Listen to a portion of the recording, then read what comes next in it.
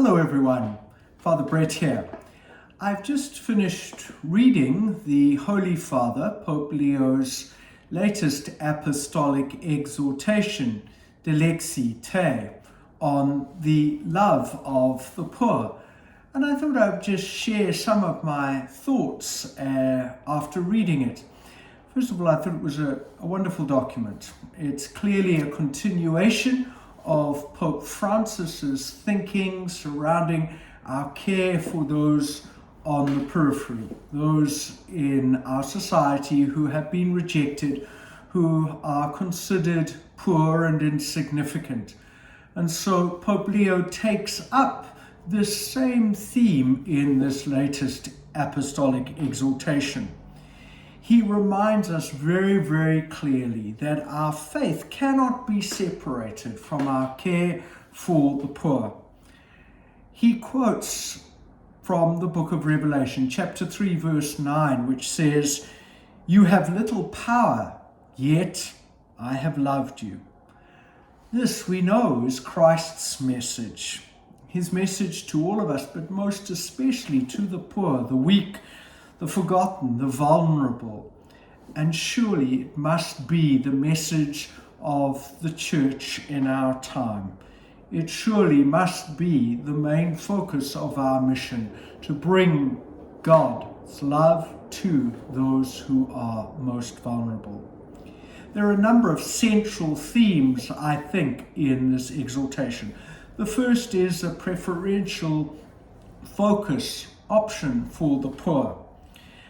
God constantly reveals his love, his protection, and his closeness for the poor. And they, the Pope said, are not objects of our charity, but in fact we must recognize in the poor and the vulnerable the divine presence. The second major theme is that we must be a church for the poor. The Pope says quite radically that the church should become visibly poor for the poor. And so we have to move from comfort to compassion. We do this by putting our faith into action. And that's the third big theme of this exhortation. Caring for the poor is a test, really, of our discipleship. Is our discipleship genuine? Well, if we're caring for the poor, then it is. And what does that care look like? It means that we should be helping people with employment opportunities, providing health care, food, clothing.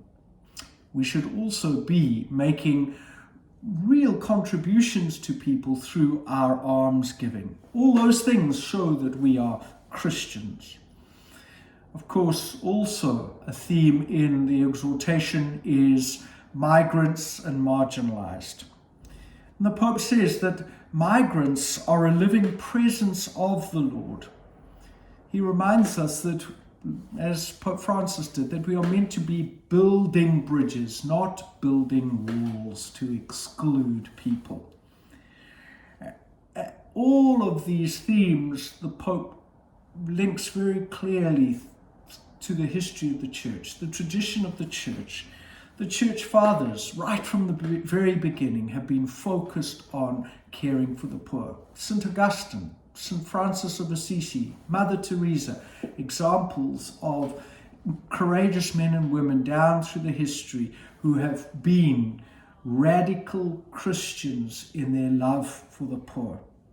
And so this document is a call for every Christian, every community, a parish like ours, to discover the unity of love and love for the poor. We should all be serving those in need, because by serving them, we are serving the suffering Christ. And so we need to transform our faith into compassionate action. I'd like to end with a little quote, which is right at the end of the exhortation, that really touched me. Pope Leo says, "A church that sets no limit to love, that knows no enemies to fight, but only men and women to love, is the church that the world needs today. How true that is. Just some thoughts. I thought you might be interested in this exhortation, and I encourage you to read it if you've got time. God bless. Take care.